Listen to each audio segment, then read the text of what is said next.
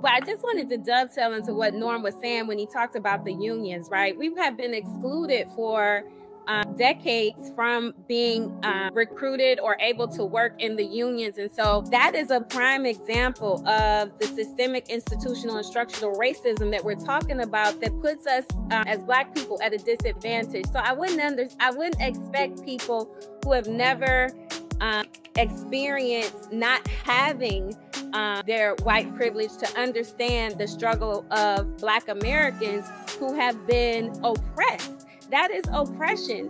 The fact that we came over here and built this country for free put our white counterparts at a much greater advantage in life. So they were able to pass down generational wealth to their children, things that we did not get the privilege of enjoying. So that is why other minority groups can come over here and advance a lot faster. They have not had the barriers, they have not had the systems, they have not had the institutional oppression that Black people have experienced in this country to make it harder for them to be on a level playing field. And I often refer to an analogy that I saw online. Is if you were playing Monopoly and somebody told you you could not roll the dice for 400 rounds, and during that 400 rounds, you had to work for the other person, that is putting people at a disadvantage. That is what essentially has happened